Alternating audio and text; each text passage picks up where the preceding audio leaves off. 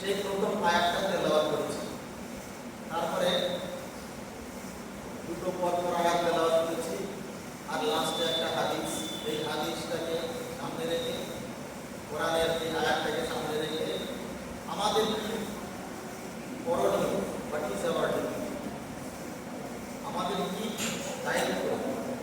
দেওয়ার রেসপন্সিবিলিটি কিসের উপরে কর্মী তৈরি করার যে প্রসেস কি আছে সেই সম্পর্কে আলোচনা করবো। আপনারা সকলেই এই মোবাইল ব্যবহার করছে। আমাদের প্রত্যেকটা ছেলে মেয়ে যারা আছে তাদেরকেও আমরা হাতে মোবাইল দিয়ে দিই, কেননা তাদেরকে কোনো সময় চুপ করার জন্যে বা কিছু বিনোদনের জন্যে বা বদমাইশ করছে তাকে মোবাইলটাই দিয়ে দিলাম। এবারে যাই হোক, আমরা মোবাইলে আপনারাও দেখেছেন একটা আমাদের পশ্চিমবঙ্গের যে জি নিউজ আছে, ওই জি নিউজ থেকে একটা দাদাগিরি বলে একটা প্রোগ্রাম দেখেছেন। দাদাগিরি বলে একটা প্রোগ্রাম হয় আমাদের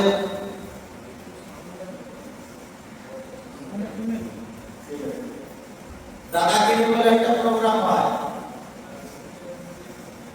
সৌরভ গাঙ্গুলি যেটা করে সেটাতে দেখবে একদম ছোট ছোট বাচ্চা এত সুন্দর সুন্দর পারফরমেন্স তারা করছে। একটা ছোট্ট বাচ্চা নির্ভীক চিত্তে এসে এখানে অভিনয় করছে। কত লোক আছে, কত স্টেজটা দেখে আমাদের ভয় লাগছে। এত মানে লোকের সমাগম, ভর্তি, মা আছে, বাবা আছে, তারপর অনেক অডিয়েন্স, অনেক শ্রোতা আছে। সেই শ্রোতার ভিতরে এসে একটা ছোট্ট বাচ্চা, তার মনের মধ্যে কোনো হেজিটেশন বলে কিছু নেই, ভয় বলে কোনো জিনিস নেই, ভীতি বলে কোনো জিনিস নেই। ওরা ওখানে এসে আরামসে ওদের যেটা শিখিয়ে রাখা বা ওদের যেটা প্র্যাকটিস করা হয়েছে সেটা একদম সুন্দর করে সেটা করে চলে যাচ্ছে। কেউ হয়তো গান করছে, কেউ হয়তো কবিতা আবৃত্তি করছে, কেউ হয়তো কোনো সিনেমা জগতের যে সমস্ত স্টার্স আছে তাদের ডায়লগ করছে, আর কত রকমের কতজনা মেধার পরীক্ষা দিচ্ছে, মানে ফাটাফাট সে অঙ্ক করতে পারছে। আবার যে সমস্ত ছোট ছোট বাচ্চাদেরকে জেনারেল নলেজের যে সমস্ত প্রশ্নগুলো করা হচ্ছে একদম নির্দ্বিধায় অবলীলায় উইদাউট এনি হেজিটেশন কত সুন্দর তারা করে চলে যাচ্ছে। আবার আবার ওই ছোট ছোট ছেলে এবং মেয়েরা তারা স্টেজে গিয়ে পারফরম্যান্স করছে, ড্যান্সের, নাচের, আর আমরা সেগুলো খুব সুন্দর করে দেখছি। সেগুলা যারা আসবে তারা হিন্দু মুসলিম নির্বিশেষে, মানে হিন্দু মুসলিম বলে কোনো ব্যাপার নেই, তারা সব ছোট ছোট বাচ্চাদেরকে এরকম সুন্দর করে মানুষ হচ্ছে। যে সমস্ত সন্তানগুলো এবার একবার একটা ভাবনা চিন্তা করার চেষ্টা করুন। এই যে ছোট্ট ময়নাটা, ছোট্ট বাচ্চাটা আজকে এত বড় একটা স্টেজে এসে সে ড্যান্স করছে, এত বড় একটা স্টেজে এসে সে অভিনয় করছে, এত বড় স্টেজে এসে সে গান করছে, এত বড় স্টেজে এসে সে অভিনয় করছে। এবার আপনি চিন্তা করুন তো, এই ছেলেটা মোবাইল দেওয়া, ওই যে সন্তানটা এখন সে একদম অপ্রাপ্ত বয়স্ক, সামালক হয়নি, তার মাইন্ডটা, তার মন মানসিকতাটা, তার জেহেনটা, তার আকিদাটা, তার মানহাজটা তৈরি করে দিচ্ছে যে ওই দিকে চলে যাবে। তারপরে যে ছেলেটা কত বড় একটা স্টেজে পারফরমেন্স করলো, কত বড় একটা স্টেজে গান গাইলো, কত বড় একটা স্টেজে ড্যান্স করলো, কত বড় একটা স্টেজে অভিনয় করলো। সেই ছেলেটা যখন প্রাপ্তবয়স্ক হবে, সেই ছেলেটা যখন যুবক হবে, সেই ছেলেটা যখন বড় হবে, এবার তাকে আমরা যদি বলি চলো ভাই মসজিদের দিকে যাই, তার মাইন্ডটাই তো সেট হয়ে চলে যাবে, তার মন মানসিকতাই তো চলে গেছে ওই দিকে। আর আমরা কি করবো? এবার আমরা হয়তো একজন বলবো যে না, আমরা কিন্তু ওইগুলো তো আমাদের ছেলেগুলোকে পাঠাই, তাহলে আমরা কি করলাম? যদিও সাউথ চব্বিশ পরগনার একটা ছোট্ট বাচ্চাও সেদিকে পারফরমেন্স করছিল, তারা যে মুর্শিদাবাদের মধ্যে একটা ছোট্ট ছোট্ট বাচ্চা, অবাক লাগছে দেখে, এত ছোট্ট ছোট্ট বাচ্চা এত সুন্দর করে কি করে পারফরমেন্স করে। আর সেটা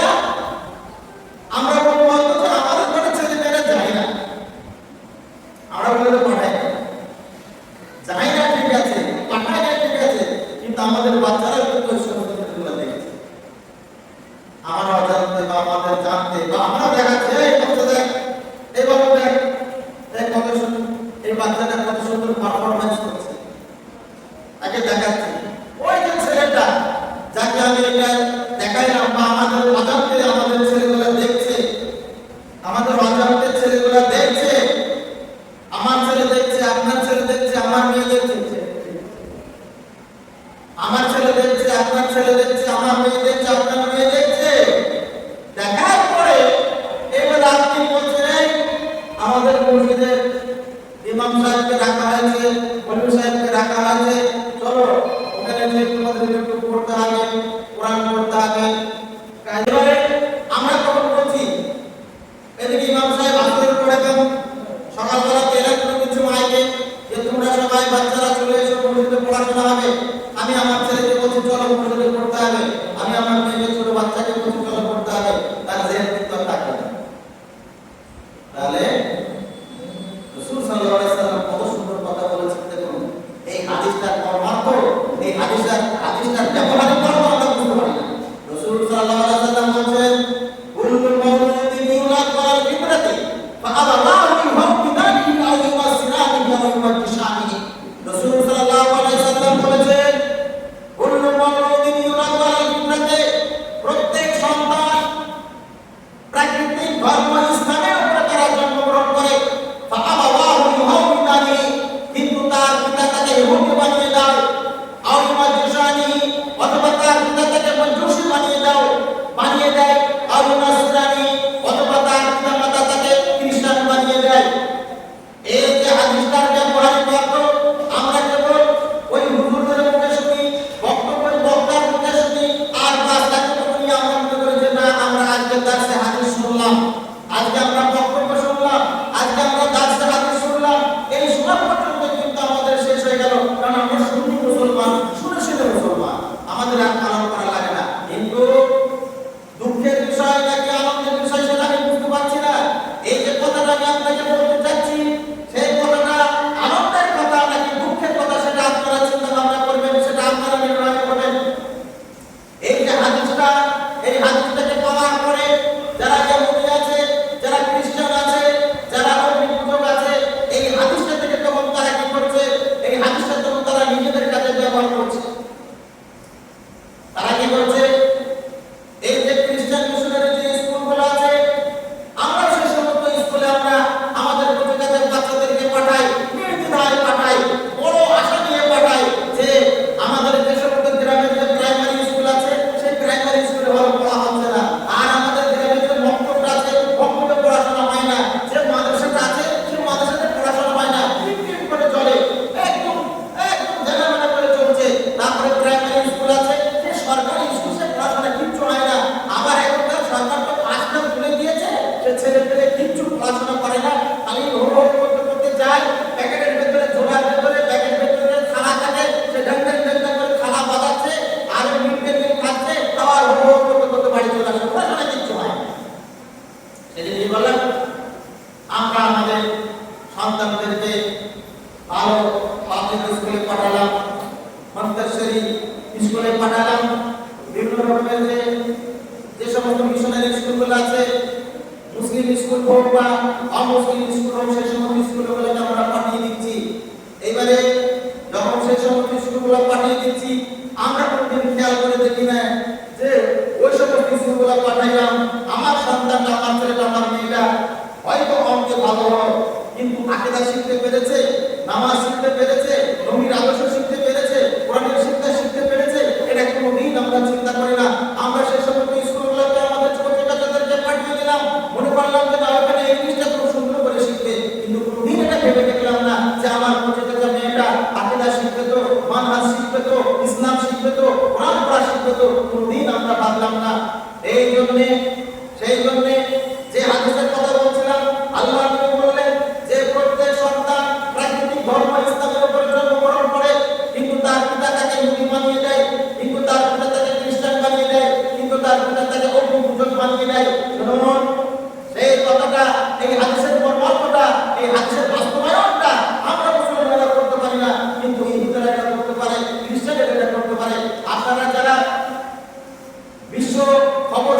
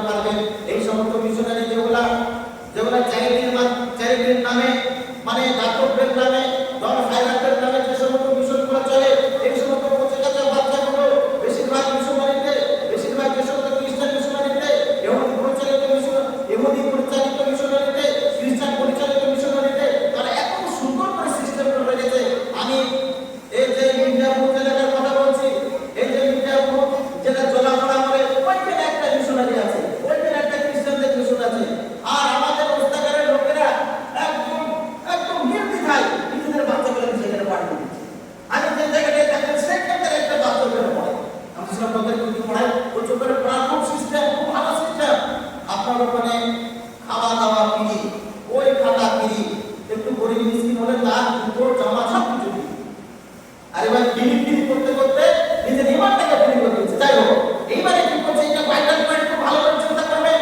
আপনারা যারা সামনে বসে আছেন গার্জেন, আপনারা ভালো করে শুনবেন। আর আমার এই মাইকের আওয়াজ যত দূর পর্যন্ত যাচ্ছে, যত দূর পর্যন্ত যাচ্ছে, যারা মা এবং বাবা আছেন একটু কান করে শুনবেন। তারা কি করছে, আল্লাহর নবীর যে হাদিসটা আছে যে প্রত্যেক সন্তান ইসলামিক উপরে, ইসলামের উপরে জন্মগ্রহণ করে, প্রাকৃতিক ধর্ম ইসলামের উপরে জন্মগ্রহণ করে, কিন্তু তার পিতা তাকে ইহুদি বানিয়ে দেয়, কিন্তু তার পিতা তাকে খ্রিস্টান বানিয়ে দেয়, কিন্তু তার পিতা তাকে অগ্নি পূজক বানিয়ে দেয়। এই বাস্তবতা তারা কিন্তু ওই সব বাচ্চাদের সামনে করছে। এরকম ভাবে করছে, একদম ছোট্ট ছোট্ট বাচ্চা এখন বসে মানে ওই প্লেগ্রাউন্ড, এলকেজি, কেজি, অনেক রকমের নাম আছে। মানে এখন বাচ্চা কথা বলতে শিখে তাদেরকে স্কুলে ভর্তি করছে। কথা বলতে শিখেছেন, এটা তো দূরের কথা, কথা বলতে শিখে তাদেরকে ভর্তি করা হচ্ছে। এবারে এই সমস্ত বাচ্চাগুলো যখন স্কুলে যাচ্ছে, তাদেরকে বিভিন্ন খেলার মাধ্যমে, ওদের খেলার মাধ্যমে তাদেরকে শিক্ষা দেওয়া হচ্ছে। এটা ঠিক আছে, খেলার মাধ্যমে শিক্ষা দেওয়ার কোনো আপত্তি নেই। কিন্তু ওই সব ছোট্ট ছোট্ট ময়না, ছোট্ট ছোট্ট বাবু, ছোট্ট ছোট্ট কচিকাঁচা ছেলে মেয়েরা, তাদেরকে রেখে রেখে যখন তাদের যখন তারা ক্ষুধার্ত হয়ে যাচ্ছে, যখন তাদের খিদে লাগছে, তখন এবারে ওরা কান্নাকাটি করছে বা খাবার চাইছে। এবং ওদের যারা ফাদার বা মাদার আছে, ওদের ফাদার বা মাদার হয় না, হুজুর হয়, ওদের ফাদার বা মাদার হয়।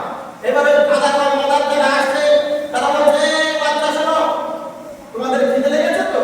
বলছে, হ্যাঁ স্যার বা ফাদার বা মাদার, আমাদের খিদে লেগেছে। তোর বলছে, তোমরা এক কাজ করো, সবাই মিলে বলো যে ও আল্লাহ তুমি আমাদের খাবার দাও, ও আল্লাহ তুমি আমাদেরকে খাবার দাও, ও আল্লাহ তুমি আমাদেরকে খাবার দাও। ফাদার বা মাদার যে ওদেরকে শিখিয়ে দিচ্ছে, তোমরা সব তো কচিকাঁচা, আমার ঘরের বাচ্চা, আপনার ঘরের বাচ্চা, তখন ওরকম করে বলছে যে ও আল্লাহ খাবার দাও, ও আল্লাহ খাবার দাও, ও আল্লাহ খাবার দাও। আর ঘরে ফাদার বা মাদার যারা শিক্ষক শিক্ষিকা আছে, তারা তখন জিজ্ঞেস করছে, এই বাচ্চারা তোমরা তো ও আল্লাহ খাবার দাও, ও আল্লাহ খাবার দাও, ও আল্লাহ খাবার দাও বলে এতক্ষণ থেকে চিল্লাচিল্লি করলে খাবার কি পেয়েছো?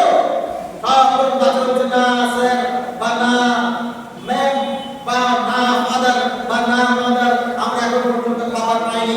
তারপরে বলছে, এবারে আবার তোমরা বলো, ও ভগবান খাবার দাও, ও ভগবান খাবার দাও। তোমরা সবাই এরকম করে চাও, ও ভগবান খাবার দাও, ও ভগবান খাবার দাও। তোমরা সবাই চিল্লে চিল্লে চাও। এখন আবার সে ছোট ছোট বাচ্চা ওই শিক্ষকের নকল করছে, শিক্ষিকার নকল করছে। ওরা যখন চিল্লাতে লাগলো, ও ভগবান খাবার দাও, ও ভগবান খাবার দাও। তারপরে ওরা কিন্তু খাদ্য সরবরাহ করছে না। তারপরে জিজ্ঞাসা করছে, বাচ্চারা তোমরা খাবার পেয়েছো?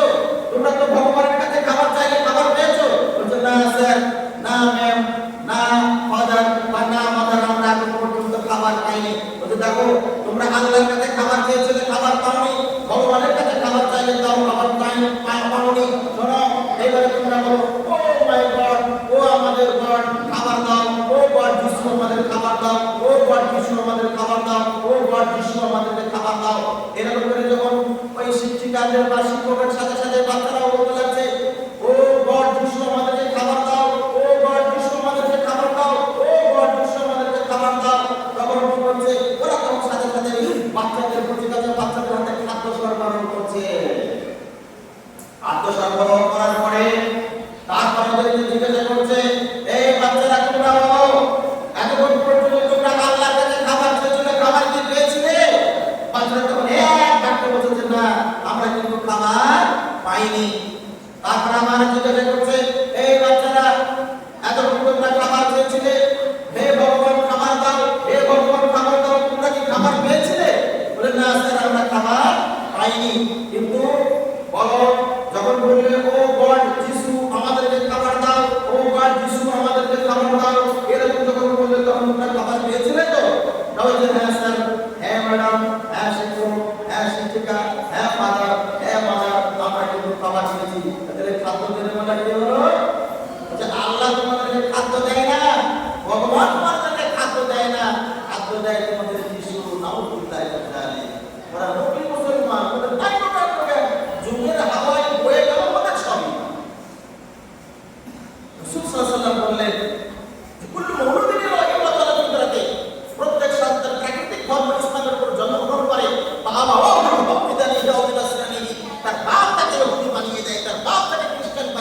তার বাপ তাকে অনুযোগ বানিয়ে দেয়, সেই হাদিসের বাস্তবায়ন তারা করতে পারছে। তাহলে এটা আমাদের জগৎগুরু, আমরা যা উম্মত বলে নিজেদেরকে দাবি করি, সেই নবী আমাদেরকে হাদিস দিয়ে গেলেন, আমরা হাদিসটা কেবল পড়লাম, পড়ার পরে সেটা বরকত হাসিল করার জন্য পড়ে মাথা হ্যাট করে শুনলাম, আর বাইরে গিয়ে কাপড় ছাড়া দিয়ে হাদিসটাকে ছেড়ে ফেলে দিলাম, কিন্তু হাদিসের বাস্তবায়নটা আমরা করতে পারলাম। এই যে আমাদের ভাবতে হবে, এগুলো যদি আমরা এখনই না ভাবি তাহলে কি হবে? আমাদের ঘরের সন্তান, মুসলমানের ঘরের সন্তান, কেবল নামটা মুসলমান থাকবে, নামটা তো অমুসলমান হবে। সবচেয়ে ডেঞ্জার, সবচেয়ে খতরনাক, সবচেয়ে ভয়ঙ্কর যে জিনিসটা হবে তার আকীদা, তার মানহাজটা অমুসলমান হয়ে যায়। তখন যতই তাকে আমরা পালিশ করি, মালিশ করি, চলো নামাজ পড়তে যায়, চলো বউ নামাজ পড়তে যায়, তখন কাজ হবে না। সে নামাজ পড়লেও সে নামাজ পড়তে আসে আসবে না। যারা বলছে ইসলাম ওয়ালা ফাসিদ শাহাদাতুল্লাহ ইলাহা ইল্লাল্লাহ, তার ইমানই ঠিক নেই। সেই জন্য এই যে নামধারী মুসলমান, ইমান ঠিক নেই, নামধারী মুসলমান, আকীদা ঠিক নেই, নামধারী মুসলমান, মানহাজ ঠিক নেই, ঘুরি ঘুরি আপনি মুসলমান পেয়ে যাবেন। আর জন্য আমাদেরকে ভাবতে হবে, এই জিনিসগুলো যদি আমরা না ভাবি, কে ভাববে? আপনার সন্তান আপনাকে ভাববে। রাসূল সাল্লাল্লাহু আলাইহি ওয়াসাল্লাম, আল্লাহর নবী হযরত ইব্রাহিম আলাইহিস সালাম আল্লাহর কাছে দোয়া করতেন, রব্বি হাবলি মিনাস সালিহিন, রব্বি হাবলি মিনাস সালিহিন, রব্বি হাবলি মিনাস সালিহিন। আল্লাহ তুমি আমাকে সুসন্তান দান করো, আল্লাহ তুমি আমাকে সুসন্তান দান করো, আল্লাহ তুমি আমাকে সুসন্তান দান করো। আমরা আল্লাহর কাছে দোয়া করি আর না করি, আমরা কিন্তু সন্তান পেয়ে দিয়েছি, এই সন্তানকে সুসন্তান করে গড়ে তোলার দায়িত্ব আপনার, কারণ আপনি পিতা।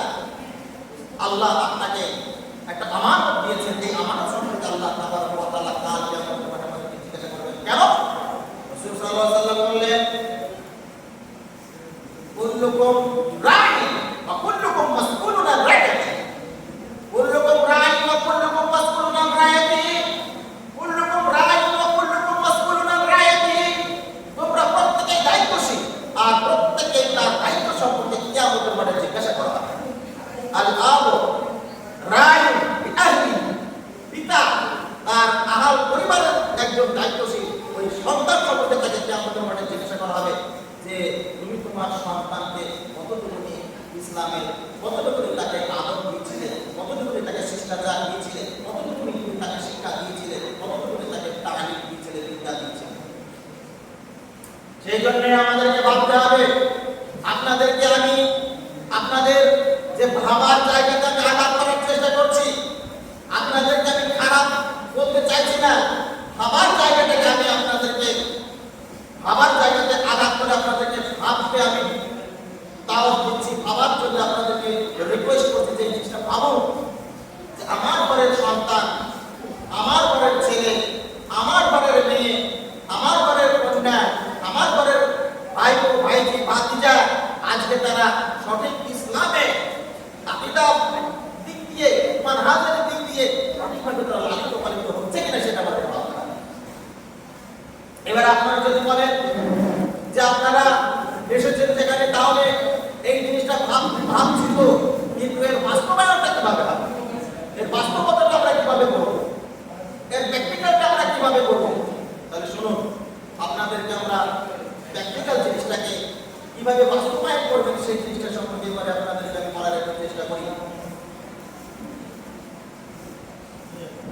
আমাদেরকে রাসূলুল্লাহ সাল্লাল্লাহু আলাইহি ওয়াসাল্লামকে আমরা জগৎগুরু হিসেবে আমরা বলি যে আল্লাহর নবী হচ্ছেন জগৎগুরু, কিন্তু আমরা এই জগৎগুরুর যে সমস্ত তালিমি ব্যবস্থা, এডুকেশনাল প্রসেস, আল্লাহর নবীর যে এডুকেশনাল প্রসেস যেগুলো আছে সেগুলো আমাদেরকে ফলো করতে হবে। সেই জন্য আপনাদেরকে এই 3টি গ্রামে আপনারা সত্যি ধন্যবাদ পাওয়ার যোগ্য, ধন্যবাদ দেওয়ার পাওয়ার আপনারা যোগ্য, কারণ আপনারা একটা এডুকেশনাল বা ইসলামিক এডুকেশনাল সিস্টেম আপনারা তৈরি করেছেন। এই যে ইসলামিক এডুকেশনাল সিস্টেম যেটা তৈরি করেছেন, যেটা মাদ্রাসা তৈরি করেছেন, এই মাদ্রাসাটা থেকে আপনাদেরকে প্রত্যেক খেয়াল রাখতে হবে। এরকম না যে মাদ্রাসা তৈরি করে দিলাম, বাস থেকে গেল, হবে না। কেননা মসজিদ তো বানা দিয়ে घर में ईमा की हरारत वालों ने मन अपना पुराना पापी बना रहा बरसों नमाजी नमिक सका ओ मादरसा তৈরি করে দিলাম একদম বিল্ডিং তৈরি করে দিলাম মৌলভী সাহেব রেখে দিলাম তারপরে রান্না রেখে দিলাম পড়া হচ্ছে কিনা তার কোনো নজর দিলাম না কেন নজর দিলাম না আমাদেরকে নিজের গ্রামের মাদ্রাসা নিজের পাড়ার মাদ্রাসা নিজের ছেলেদেরকে সেখানে দিতে হবে যদি সেক্রেটারি আছে কমিটির লোক আছে সভাপতি আছেন সভাপতি নিজের ছেলেটাকে নিজের মেয়েটাকে নিজের নাতিকে নিজের নাতনিকে সেখানে প্রথমে দিতে হবে তবেই ওই মাদ্রাসার প্রতি আপনার কি আসবে ওই মাদ্রাসার প্রতি ভক্তি আসবে আর যখন আপনি আপনার ছেলে মেয়েকে দেবেন আপনার রিলেটিভ ওদেরকে দেবেন তখন যখন ভক্তি আসবে তখন আরো পাঁচটা লোক দেখবে যে না ওনার ছেলেকে দিয়েছে ওনার মেয়েকে দিয়েছে ওনার ভাইকে দিয়েছে ওনার ভাইজিকে দিয়েছে ওনার নাতিকে দিয়েছে ওনার নাতনিকে দিয়েছে নাম্বার 1 নাম্বার 2 হচ্ছে এইগুলো আমাদেরকে এরকম ভাবে তৈরি করতে হবে যে যাতে করে আমাদের ছেলেদের ভবিষ্যৎটা নষ্ট না হয়ে যায় কেন না কিভাবে নষ্ট না হয়ে যায় আল্লাহ সুবহানাহু ওয়া তাআলা শিখিয়ে দিচ্ছেন রাব্বানা আতিনা ফিদ দুনিয়া হাসানাতাও ওয়া ফিল আখিরাতি হাসানাতাও ওয়া কিনা আযাবান নার আল্লাহ সুবহানাহু ওয়া তাআলা আমাদেরকে দোয়া শেখাচ্ছেন কি রাব্বানা আতিনা ভালো করে শুনো আল্লাহ আমাদেরকে দোয়া শিখিয়ে দিচ্ছেন রাব্বানা আতিনা তাহলে আমাদেরকে যে তালিমি সিস্টেম এডুকেশনাল যে সিস্টেম রাখবো সেটাকে আমাদেরকে প্রথমে এটা ভাবতে হবে যে আমাদের ছেলে মেয়েগুলো পড়ার পরে যে দুনিয়াবি চলতে গিয়ে সেখানে যেন তারা কানা না হয়ে যায় ন্যাংরা না হয়ে যায় হ্যান্ডিক্যাপ না হয়ে যায় সেই জন্য আমাদেরকে এরকমভাবে সিস্টেম তৈরি করতে হবে যে তারা এমনভাবে পড়বে সেখানে পড়ার পরে তারা যেরকম দিন শিখবে তার সাথে সাথে দুনিয়াটা যেন তাদের জন্য নষ্ট না হয় সেই জন্যে আমাদের ভারতবর্ষের একটা রাজ্য আছে সবাই জানেন ভারতবর্ষের একটা রাজ্য আছে যে রাজ্যটা হচ্ছে কেরালা এই কেরালা সবচেয়ে আমাদের ভারতবর্ষের যতটা রাজ্য আছে সবচেয়ে শিক্ষিত হার হচ্ছে এই কেরালার যেটা সিস্টেম এই কেরালার রাজ্যের যেটা সিস্টেম মুসলমানদের যেটা সিস্টেম তারা কি করে তাদের সন্তান সন্ততিদেরকে ছেলে মেয়েদেরকে সে ছেলে হোক বা মেয়ে হোক তাদের প্রত্যেকটা সন্তান সকালবেলায় হবে বাপ মা তাকে তুলিয়ে দিল বাড়ি থেকে মানে ঘুম থেকে উঠিয়ে দিল তাকে সুন্দর করে রেডি করে দিয়ে গ্রামের যে মক্তবটা আছে বা মসজিদ কেন্দ্রিক মক্তব আছে বা গ্রামের যেটা মসজিদ আছে সেই মসজিদে সাহায্য পাঠিয়ে দিল ওইখানে আপনার 1 ঘন্টা পড়াশোনা করলো কি 2 ঘন্টা পড়াশোনা করলো 1 ঘন্টা 2 ঘন্টা পড়াশোনা করার পরে এবারে বাড়ি চলে এলো বাড়ি চলে এসে তারা তাদের মতন করে স্নান করে গা ধুয়ে গোসল করে টিফিন খেয়ে খাদ্য খাবার খেয়ে এবারে চলে গেল স্কুলে তাও কি হচ্ছে তাদের ছেলেরা এখন ওই সেলিম আপনাদের সাউথ চব্বিশ পরগনা আছে তো নাকি টিভি সেলিম আপনাদের সাউথ চব্বিশ পরগনার দায়িত্বে আছে তারপরে সংখ্যালঘু মানে হায়ার মানে ডিপার্টমেন্টে আছে ওই টিভি সেলিম একজন মুসলিম আর ওনার বাড়ি হচ্ছে ওই কেরালা রাজ্যে যখন আমাদের নদিয়াতে ছিল টিভি সেলিম যখন নদিয়াতে ছিল তো ঘটনা করে আমাদের বাড়িতে একবার আসা হয়েছিল এবারে আমাদের বাড়ি আসার পরে দেখার পরে বললেন যে আপনাদের বাঙালে এত মুসলিম সংখ্যা লোক আছে এত মুসলিম বরিষ্ঠ এত মুসলিমদের সংখ্যা কিন্তু পড়ালেখা কিন্তু ইসলামিক উনি নিজে বলছেন যে কিরকম বলছে আমাদের প্রত্যেক ছেলে মেয়ে সকালবেলা আগে পূর্বে উঠে মক্তবে যাবে মক্তবে বা বিভিন্ন রকমের ট্রাস্ট আছে সেই ট্রাস্টে গিয়ে আগে ওই ইসলামিক তালিম কোরআন পড়াটা শিখবে আকীদাটা শিখবে ফিকহি মাসাইল মানে দৈনন্দিন জীবনের যে ইসলামিক সমাধান সলিউশন এবং সমস্যার সমাধান আছে সেগুলো শিখবে তারপরে স্কুলে যাবে দুঃখের বিষয় যে আমরা পাড়িয়া চলেছি শুধু গরু ছাগলের মতো সে কাজী নজরুল ইসলাম আজ কত বছর আগে বলে গেছেন যে সেই জিনিসটা এখন পর্যন্ত আমাদের সিস্টেমটা চেঞ্জ হচ্ছে না আমরা খালি বেড়ে চলেছি এই বেড়ে চললে কিন্তু তা যাবে না ওই আপনার গোয়াল ভর্তি গরু আর একটাও দুধ দেয় না একটাও নামল পায় না তাহলে গোয়াল ভর্তি গরু রেখে আমার কি লাভ হবে তো আমাদের মুসলমানদের অবস্থা সেটা হয়ে গেছে এই জন্য চলুন ওই সমস্ত চিন্তা ওই সমস্ত নিজেদেরকে ক্লেম দিয়ে গোস দিয়ে কোনো লাভ নেই এখন আমাদেরকে রাস্তা বের করতে হবে যে আমরা কি করতে পারি সেই জন্যে আপনাদের সামনে আমরা একদম অভিনব একটা সিস্টেম নিয়ে এসেছি সেই সিস্টেমটা যদি আপনারা বলেন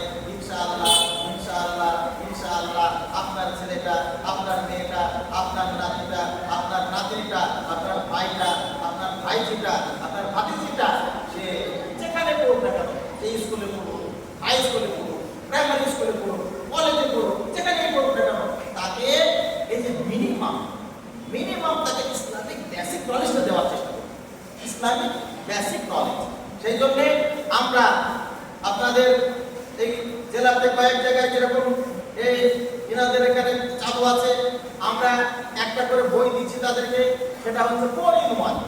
সেই বইটা থাকবে 4-in-1। প্রথমে মানে বই থাকবে একটা।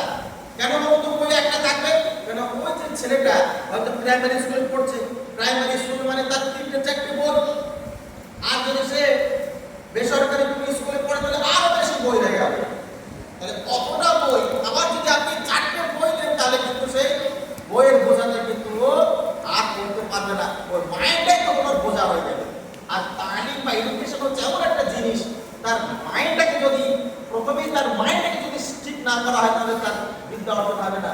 সেই জন্য নজরুল রবীন্দ্রনাথ ট্যাগোরের একটা খুব সুন্দর কথা আছে, ওয়ারিং মাইন্ডিং উইদাউট ফিয়ার, মানে একটা মাত্র বই, বই থাকবে মাত্র একটা মাত্র বই, অনেক বই না, একটা মাত্র বই।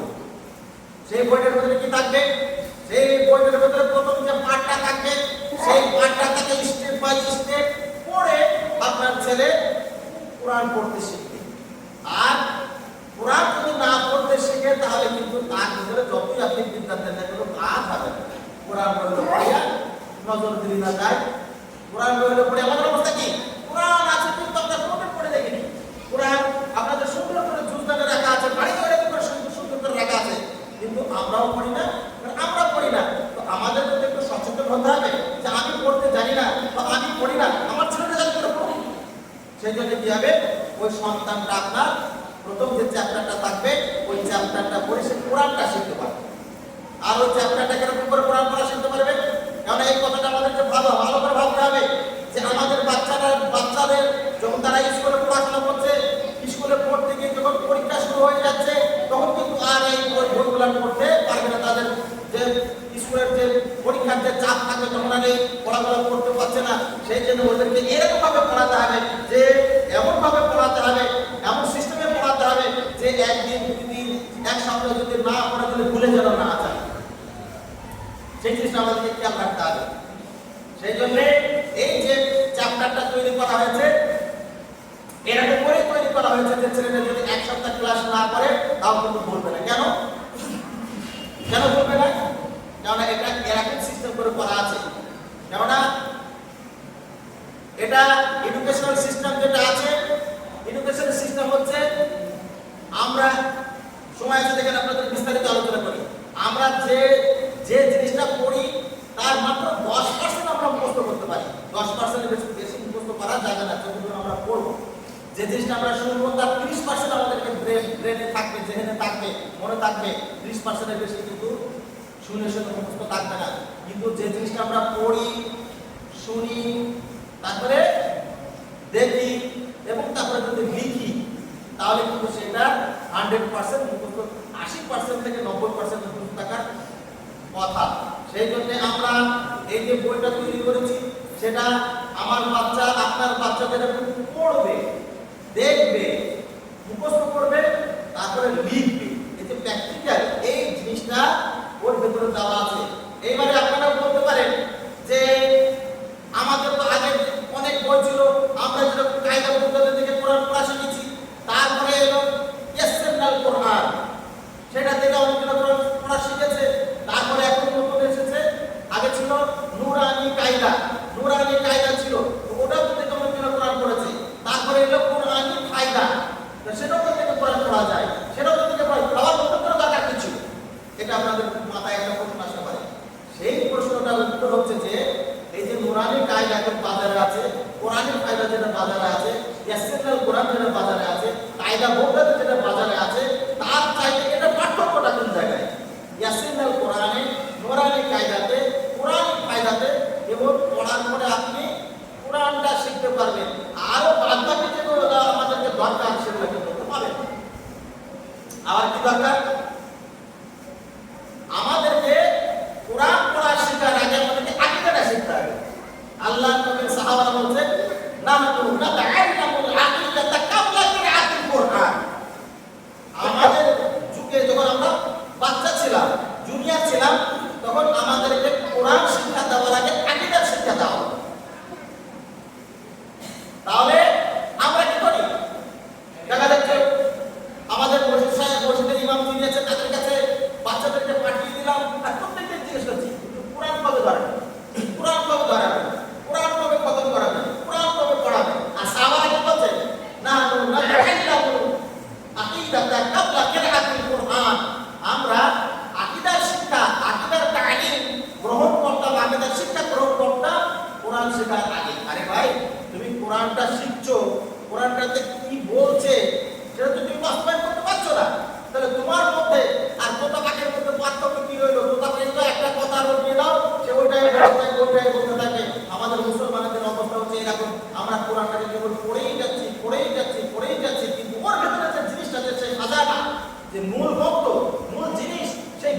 গ্রহণ করতে পারছে না। কেন? কারণ আমাদের ভিতরে আল্লাহর যে সিস্টেম ছিল, সাহাবীদের যে সিস্টেম ছিল, সেই সিস্টেম আমরা তালিম হাসিল করছে না, শিক্ষা অর্জন করছে না। তাই এইবারে সেই জন্য আপনাদের কাছে বলতে চাই যে এই যে কোরআনী ফায়দা, নুরানি কায়দা, ইয়াসিরুল কোরআন কায়দা বাধ্যতা যেগুলো আছে সেগুলোতে পড়লে কোন একটা বিদ্যা হবে। আর এটা যে উপরে সাজানো হয়েছে আপনাকে আকীদার বিষয়গুলো এখানে দেওয়া হয়েছে। এখন যদি যারা আমাদের মধ্যে প্রাপ্তবয়স্ক, আমি যদিও সেটা এখন জিজ্ঞাসা করব না, যদি জিজ্ঞাসা করা হয় যে চাচা কি বলুন তো লা ইলাহা ইল্লাল্লাহ মুহাম্মাদুর রাসূলুল্লাহ তরজমাটা কি? লা ইলাহা ইল্লাল্লাহ মুহাম্মাদুর রাসূলুল্লাহ এর তরজমাটা কি? আমরা সবাই কিন্তু কালেমাটা জানি, লা ইলাহা ইল্লাল্লাহ মুহাম্মাদুর রাসূলুল্লাহ। আমরা সবাই জানি কালেমা তাইয়্যিব, লা ইলাহা ইল্লাল্লাহ মুহাম্মাদুর রাসূলুল্লাহ। তারপরে দ্বিতীয় কালেমা আশহাদু আন লা ইলাহা ইল্লাল্লাহ ওয়া আশহাদু আন্না মুহাম্মাদান আবদুহু ওয়া রাসূলুহু। তারপরে আরো কালেমা, দ্বিতীয় কালেমা আশহাদু আন লা ইলাহা ইল্লাল্লাহ ওয়াহদাহু লা শারীকা লাহু ওয়া আশহাদু আন্না মুহাম্মাদান আবদুহু ওয়া রাসূলুহু। আমাদেরকে প্রত্যেককে যদি জিজ্ঞাসা করা হয় ইনশাআল্লাহ প্রায় সবাই পড়ে যাবে। কিন্তু যদি জিজ্ঞাসা করা হয় কত বড় কালেমা দরকার নেই, খালি লা ইলাহা ইল্লাল্লাহ, প্রথম কালেমা যেটা শাহাদাতাইন থেকে বলা হয় লা ইলাহা ইল্লাল্লাহ মুহাম্মাদুর রাসূলুল্লাহ, এর তরজমা বলুন। দেখবেন যে 90% লোক কালেমাটা বলতে পারবে, কিন্তু 99% কিন্তু এই কালেমার তরজমাটা সঠিকভাবে বলতে পারবে না। কিন্তু সবাই কায়দা পদ্ধতি পড়েছে, ইয়াসিরুল কোরআন পড়েছে, নুরানি কায়দা পড়েছে, কোরআনি কায়দা পড়েছে, কোরআন কতবার খতম করে দিয়েছে। কিন্তু যদি জিজ্ঞাসা করা হয় যে লা ইলাহা ইল্লাল্লাহ মুহাম্মাদুর রাসূলুল্লাহ এর তরজমাটা কি আছে, আমাদের কিন্তু 99% লোক কিন্তু আমরা পারবো না। এটা হাকিকত, এটা বাস্তব কথা, এতে মন খারাপ করার কোনো জায়গা নেই। কিন্তু সেই জন্য এই যে আমরা যে কেবল তোতা পাখির মতো মুখস্থ করে চলে গিয়েছি, এখন সেরকম করলে হবে না। আমাদের ছেলেগুলো যে জিনিয়াস, এদের ব্রেনটা অনেক প্রখর, এদের এই ব্রেনটাকে আমাদেরকে কাজে লাগাতে হবে। আমাদেরকে কি করতে হবে? এই যে কালেমাটা আছে লা ইলাহা ইল্লাল্লাহ মুহাম্মাদুর রাসূলুল্লাহ, আমরা আমাদের মক্কা যে সমস্ত ছেলেদেরগুলোকে পড়াই, তাদেরকে জিজ্ঞাসা করবেন, ওরা বলবে যে আমাদের যেটা 80% লোক বলবে যে লা ইলাহা ইল্লাল্লাহ মানে হচ্ছে আল্লাহ ছাড়া কোনো মাবুদ নেই। সবাই এটা বলবে যে আল্লাহ ছাড়া কোনো মাবুদ নেই। সবাই এটা বলবে যে আল্লাহ ছাড়া কোনো মাবুদ নেই এবং মুহাম্মদ সাল্লাল্লাহু আলাইহি সাল্লাম তার রাসূল। এটাই কিন্তু অ্যাকচুয়াল এই লা ইলাহা ইল্লাল্লাহ মুহাম্মাদুর রাসূলুল্লাহ এর তরজমা এটা নয়। এর তরজমা হচ্ছে লা ইলাহা ইল্লাল্লাহ লা মা'বুদা বিহাক্কিন ইল্লাল্লাহ, there is no real God but Allah। মানে লা ইলাহা ইল্লাল্লাহ এর তরজমা হচ্ছে আল্লাহ ছাড়া সত্য কোনো মাবুদ নেই। লা মা'বুদা বিহাক্কিন, সত্য কোনো মাবুদ নেই আল্লাহ ছাড়া, এবং মুহাম্মদ সাল্লাল্লাহু আলাইহি ওয়াসাল্লাম তার রাসূল। এই যে অনুবাদ, এই অনুবাদটা আমাদের কাছে সামান্য মনে হচ্ছে যে আমরা আগে বলতাম যে লা ইলাহা ইল্লাল্লাহ আল্লাহ ছাড়া কোনো মাবুদ নেই, আর আপনি এতটুকুনি যোগ করছেন যে আল্লাহ ছাড়া সত্য কোনো মাবুদ। আমাদের কাছে এটা আল্লাহ হতে পারে, কিন্তু আকীদার বিশাল কিছু একটা এইরকম যদি আমাদের আকীদা থাকে যে আল্লাহ ছাড়া কোনো মাবুদ নেই, তাহলে কিন্তু আকীদাটা আমাদের অনেক রকম মারাত্মক ভুল হয়ে যাবে। আমাদের এই শিক্ষা আছে আল্লাহ ছাড়া কোনো মাবুদ নেই, there is no real God but Allah and Muhammad peace be upon him, he prophet, last prophet। এটা আমাদেরকে মুখে বলতে হবে, অন্তরে বিশ্বাস করতে হবে, কাজে বাস্তবায়ন করতে হবে। ওই কায়দা বলতানি আর কোরআনের কায়দা, ইয়াসিরুল কোরআন আর আমাদের যে সিলেবাসের মধ্যে ভাইটাল মারাত্মক যেটা পাঠ্য সেটা হচ্ছে আকীদা। কোন জায়গাতে আপনি এরকম ভাবে আকীদা এক জায়গাতে পাবেন না, আকীদা পড়তে গেলে আবার আলাদা করে পড়তে হবে। সেই জন্য আমরা আমাদের কি করতে চাই, ওই কচিকাঁচা ছেলে মেয়েদের মনের ভেতরে কচি করে আমরা আকীদাটা প্রবেশ করাতে চাই। কেন বলতো? এর আগে আমি আপনাদের উদাহরণ দিলাম যে ইহুদি যারা আছে, খ্রিস্টান যারা আছে, তারা তাদের মিশনারির মাধ্যমে তারা তাদের আকীদাটা দিচ্ছে, তারা তাদের আকীদাটা দিচ্ছে, তারা তালিম দিচ্ছে না, তারা তাদের ট্র্যাডিশন, তারা তাদের আকীদা, তারা তাদের যে শিরকি আকীদা সেটাকে দিচ্ছে। আমাদের কি করতে হবে? ওরা যেরকম ওদের ট্র্যাডিশন, ওরা যেরকম ওদের শিরকি আকীদা আমাদের বাচ্চাদের ভিতরে ঢোকাচ্ছে, আমাদের বাচ্চাদের ভিতরে ওই শিরকি আকীদাটাকে উন্মোচন করে একেবারে সেই দেহ থেকে মন থেকে সেই আকীদাকে সরিয়ে দিয়ে একদম খাঁটি হবে, তাদের ভিতরে তালিমটা আমাদের দিতে হবে। সেই জন্য এই কায়দা মুক্তাদি এসেনাল কোরআন, নুরানি কায়দা আর কোরআনি ফায়দার মধ্যে একটা পার্থক্য। Number 1, number 2। নাম্বার 1 বলেছিলাম প্রথম পাঠটা থাকবে সেটা সে কোরআন শিখতে পারবে। নাম্বার 2 থাকছে সেটা হচ্ছে সে তার আকীদাটা শিখতে পারবে। সেই জন্য তারপরে নাম্বার 3 হচ্ছে, নাম্বার 3 যে চ্যাপ্টারটা থাকবে সেই চ্যাপ্টারটার মধ্যে আমার ছেলে আপনার মেয়ে, আপনার ছেলে আপনার মেয়ে, আমার ছেলে আমার মেয়ে যখন সকালবেলা উঠবে, ওঠার পরে তাকে কি বলতে হবে, এই যে তাইগুলা ঘুম থেকে উঠে তার দোয়াটা কি আছে, তারপরে পেশাব করতে যাওয়ার দোয়াটা কি আছে, পেশাব পেরিয়ে এসে দোয়াটা কি আছে, ওযুর করতে কি বলতে হবে, ওযুর শেষে কি বলতে হবে, তারপরে যখন তুমি মসজিদে ঢুকবে তখন তুমি কি বলে ঢুকবে, যখন তুমি নামাজ শুরু করবে কি দিয়ে নামাজ শুরু করবে, তারপরে কি বলবে, যখন তুমি রুকুতে যাবে তখন তুমি রুকুতে গিয়ে কি বলবে, রুকুতে গিয়ে তুমি কি করবে, আবার সেজদা গিয়ে কি বলবে, দুই সেজদার মাঝে কি বলবে, আবার সেজদা গিয়ে কি বলবে, তাশাহুদে গিয়ে কি বলবে, তাশাহুদের পরে গিয়ে তুমি কি সালামের পরে কি বলবে। এই যে স্টেপ বাই স্টেপ যত রকমের দোয়া আছে ওই সমস্ত বাচ্চাগুলোকে এর মাধ্যমে আমরা শেখানোর ব্যবস্থা করার জন্য 3 নম্বর চ্যাপ্টারটা দেওয়া হয়েছে। 4 নম্বর ওখানে চ্যাপ্টারটা দেওয়া হয়েছে কিসের জন্য, 4 নম্বরের যে চ্যাপ্টারটা আছে ও ঘুম থেকে উঠলো, উঠার পরে পেশাব যাবে, টয়লেটে যাবে, পায়খানাতে যাবে, কিভাবে যাবে, প্রথমে কোন পাটা রাখবে, বেরোনোর সময় কোন পাটা রাখবে, ভেতরে যে কি করবে না কি করবে, আবার ওযু করার সময় কিভাবে ওযু করবে, প্রথমে কিটা কোন হাতটা দেবে, প্রথমে কোন কাজটা করবে, এই যে স্টেপ বাই স্টেপ যে সমস্ত আদব কায়দা শিষ্টাচার আছে সেগুলো ওর ভিতরে তালিম দেওয়া হবে। সেই জন্য আপনাদেরকে আমি বারবার করে বলছি, আবার বলছি যে আপনাদেরকে আমি বাস্তব দৃষ্টান্ত এবং বর্তমান বিশ্বের যে আকীদার যে লড়াইটা চলছে, মানহাজের যে লড়াইটা চলছে, সেই আকীদার লড়াই থেকে, যে মানহাজের লড়াই থেকে, সংস্কৃতির লড়াই থেকে, কালচারাল লড়াই থেকে কি করে এই লড়াইয়ের মোকাবেলা করে আমরা আমাদের সন্তানকে, আমাদের ছেলেকে, আমাদের মেয়েকে একেবারে খাঁটি মানহাজ শিক্ষিত আল হাদিস, খাঁটি আকীদা শিক্ষিত ছেলে, খাঁটি আল হাদিস, খাঁটি আকীদা সম্পন্ন, নির্ভেজাল আকীদা সম্পন্ন কর্মী কি করে তৈরি করতে পারি, আর উদ্যত আহ্বান আপনাদের কাছে দিচ্ছি, আপনাদের কাছে আমরা রাখতে এসেছি। আপনারা এই জিনিসটা অবশ্যই গ্রহণ করুন। যদি আমরা গ্রহণ করি তাহলে আমাদের কি হবে, আমাদের ঘরের ছেলে যখন ওরা বাচ্চা আছে, তারপরে একটু প্রাপ্তবয়স্ক হবে, এই যে বাচ্চাগুলো আছে তাদেরকে যদি প্রত্যেকটা দোয়া যদি আমরা শেখাতে পারি, প্রত্যেকটা দোয়া যদি আমি তাদেরকে শেখাতে পারি, তারপরে যে সমস্ত নামাজ আছে, নামাজের গুরুত্বগুলো তাদের জীবনের মধ্যে আমরা রোপণ করতে পারি, তারপরে নামাজ পড়লে আমাদের কি কি উপকার হবে, দুনিয়াবী উপকার, আখিরাতের কি কি উপকার আছে, সেগুলো যদি জীবনের মধ্যে আমরা তাদের প্রবেশ করাতে পারি, এই ছেলেগুলো যখন একটু বড় হবে, যখন তারা 18 বছর হবে, তারা হয়তো একটু বদমাইশি করবে, নামাজ হয়তো ছাড়বে, কিন্তু তাদেরকে তাও আমাদেরকে নামাজে আসার চেষ্টা করাতে হবে। তারপরে এই সমস্ত ছেলেগুলো যখন প্রাপ্ত বয়স্ক হয়ে যাবে, যখন তারা নিজেরা বাবা হয়ে যাবে, তারা নিজেরা নিজের কর্মে যখন যাবে, তখন কিন্তু এই যে ওরা তালিমটা হাসিল করেছে প্রথমে যে তারা ইসলামের যে বিদ্যাটা অর্জন করেছে, এই বিদ্যাটা কিন্তু তখন তাদের কাছে খুব ভালো লাগবে। কেননা যখন একটু মানুষের যখন বয়সের ভার একটু হয়ে যাবে, তখন কিন্তু অটোমেটিক্যালি মসজিদ মুক্ত হওয়ার সে চেষ্টা করবে। কেননা সকালবেলাতে মানে তাকে কি করা হয়েছে, প্রাথমিক স্টেজে থেকে আমরা শিখিয়ে দিয়েছি। কেননা পূর্ব শ্রেণীর জোরের আসছি, প্রত্যেক জিনিস তার আসল জিনিসের দিকে ফিরে যাবে। যখন তার একটু বয়সটা ভারী হবে, তখন যে নামাজ পড়তে আসবে, যে পুরাতন বাচ্চাকালে যে সমস্ত দোয়াগুলো পড়েছিল, তখন আবার সে স্মৃতি বিচারনা করে আস্তে আস্তে সেই সমস্ত জিনিসগুলো আবার সে পড়তে লাগবে।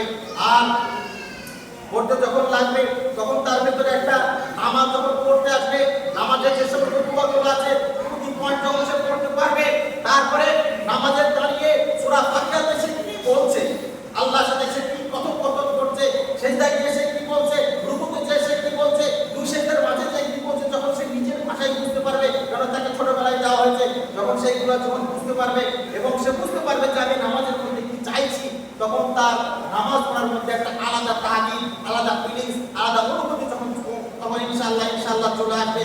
যখন চলে আসবে তখন কিন্তু সেই ছেলেটা আর সে তখন প্রাপ্তবয়স্ক হয়ে যাবে, তখন কিন্তু সে আর নামাজ ছাড়তে চাইবে না। তারপরে এই যে যাকে তৈরি করা হলো, নামাজি করে তৈরি করা হলো, সেই ছেলেটা যখন আরো প্রাপ্তবয়স্ক যখন হয়ে যাবে, আরো একটু বয়স্ক যখন হয়ে যাবে, তখন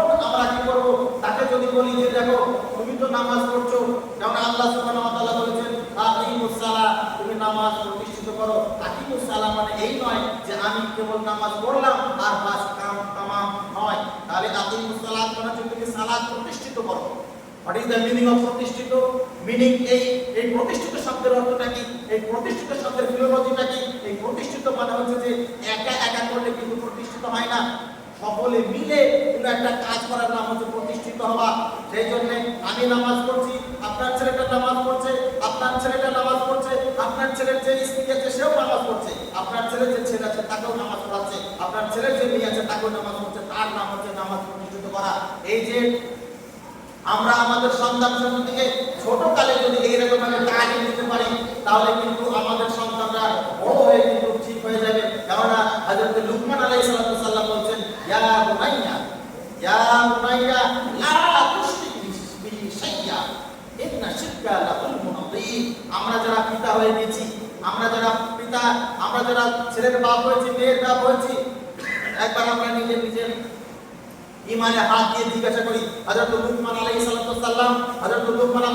সালাম যেরকম ভাবে তার সন্তানকে তালিম দিয়েছিলেন, তার সন্তানকে শিক্ষা দিয়েছিলেন, ইয়া বুনাইয়া লা তুশরিক বিহি শাইয়া, হে আমার বৎস, ইয়া বুনাইয়া। এবারে আমি আমার বক্তব্য শেষ করে দিচ্ছি। প্রত্যেকের দায়িত্বটাকে কতটুকুনি দায়িত্ব, সেই দায়িত্বটা আমরা কতটুকুনি পালন করেছি, সেই পালন করেছি কিনা সেইটাতে মানে আপনাদের সেই দায়িত্বের কোশ্চেন মার্কে রেখে আমি আমার বক্তব্য শেষ করে দেবো। হযরতে লুকমান আলাইহিস সালাম, লুকমান হাকিম তার সন্তানকে যেরকম ভাবে বলছেন ইয়া বুনাইয়া, হে বৎস। ইয়া বুনাইয়া মানে আমরা বলি হে ছেলে, ইয়া বুনাইয়া মানে হে ছেলে নয়, এটা হচ্ছে বুনাইয়া। যারা আরবি শিক্ষিত আছে তারা ভালো করে বুঝতে পারবেন। ইয়া বুনাইয়া এটা তাসগীরের সিগা, আর তাসগীরটা হচ্ছে এর তর্জমাটা হচ্ছে তাসগীর করা হয় কাউকে স্নেহ করার জন্য করা হয়, কাউকে ভালোবাসার জন্য করা হয়। ইয়া বুনাইয়া মানে হে আমার সন্তান, এটা ঠিক নয়। ইয়া বুনাইয়া, ও মাই ডিয়ার সন। ইয়া বুনাইয়া, হে আমার কচি সোনা।